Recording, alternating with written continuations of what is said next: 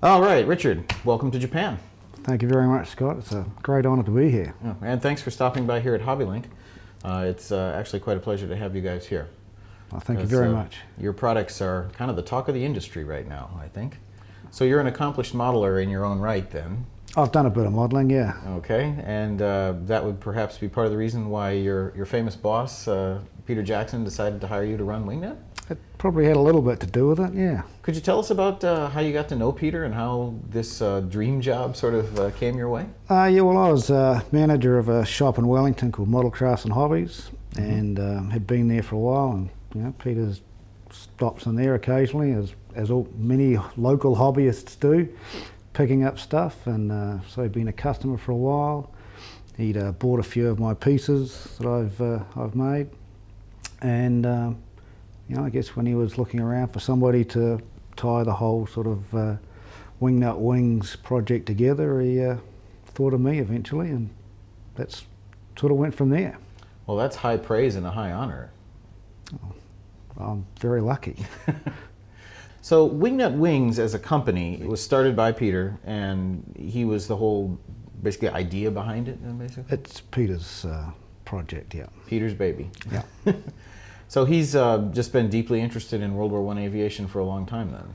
For a very long time, yeah. And a very keen modeler and hobbyist as well.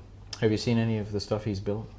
Well, I think we've all seen stuff he's built in his movies, in his earlier movies.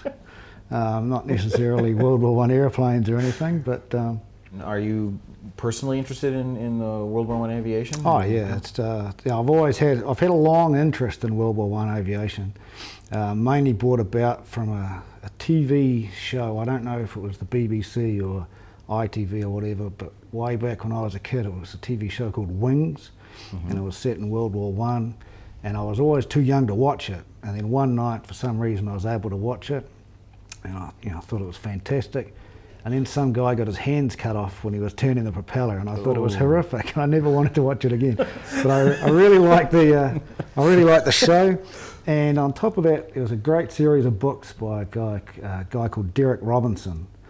And the best one, or the first one I read, was called Goshawk Squadron, and that just really brought home to me the grittiness and just the horror and the on a wing and a prayer of the early aviation fighting and stuff, and I've always had an interest since then. Right.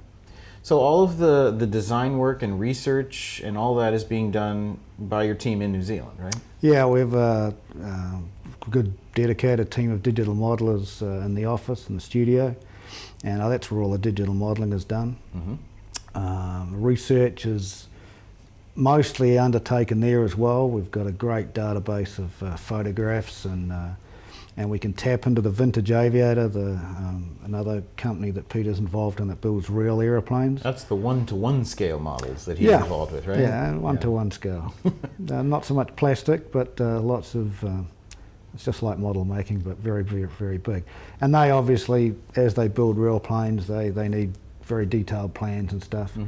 And if we're lucky enough to be building something that they've already made a real plane of, then we can tap into their references for that, and that's fantastic. But often the things that we're making just don't exist anymore, and the plans have all burnt up in the Second War.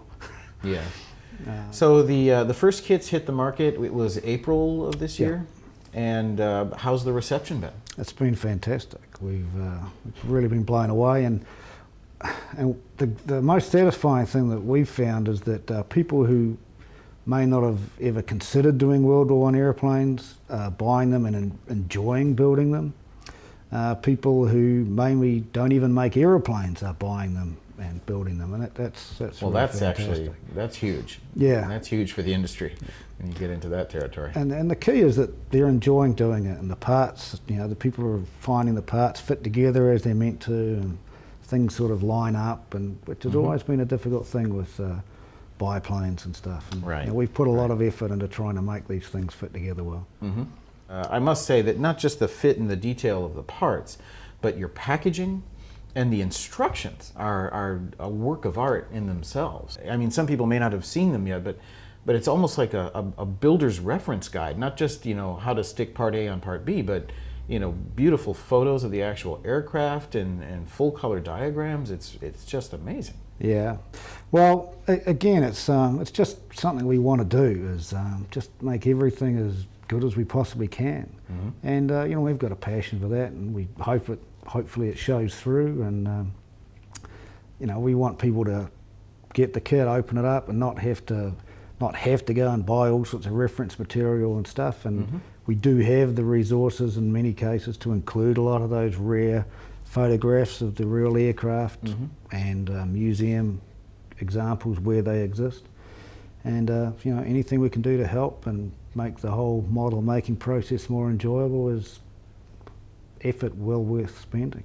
On your website, you have that coming soon page, which does disclose what some of the new releases are going to be coming up. Can you tell us a little bit about those? And you know, we're just working our way through World War I, and you know, there's so many fascinating aircraft designs that have, you know, and aircraft evolved so rapidly over that period. There's a lot to get through, and I think I'm pretty sure it's around 20 or 21 kits we've got released, nearly released, being tooled or being digitally modelled right now. So, wow. And there's plenty more to come. Wow. As part of the process, I need to build them all many times over. You test shots and oh no, it's great. Although it does get a little repetitive building test shots over and over again. But it's a real holiday when suddenly you get the final results, final shots, and you get to paint them and take a bit more time and assemble them like a real model, and it's almost like a holiday. I'm sure there's a lot of people watching this video who are just drooling with jealousy, you know, at the possibility of having a job where you basically can get paid to build models. Is it as much of a dream job as it sounds like? It is a dream job, but it's not being paid just to build models. There's a hang of a lot more involved in that. It's just a tiny portion of what I need to do is building test shots and stuff. Yeah. Wingnut Wings is from New Zealand. Peter Jackson's from New Zealand. You're from New Zealand.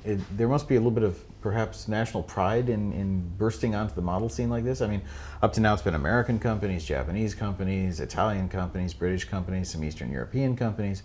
It's like, I don't think anybody expected a new model from out of New Zealand. Well, there's always been a cottage industry in New Zealand, but no full-blown injection moulded company. Right. So yeah, it's pretty special. But and we are mostly New Zealanders, but initially it's almost like the United Nations. How many full-time staff on the payroll? Oh, now see, now you're trying to trick me. Look, we have a lot of contractors working for us, but there's like 12, 13 full-time. Wow. So it's not a hang of a lot, but you know, we get by. Well, that's probably the amount of staff you're going to need to get as many kits in the pipeline as you say you've got. So it's looking like it's going to be a really exciting 2010 for Wingnut Wings. Oh, we're looking forward to it. And so are we. Thanks very much for your time today, Richard. Thank you very much, appreciate it. Scott. Cheers.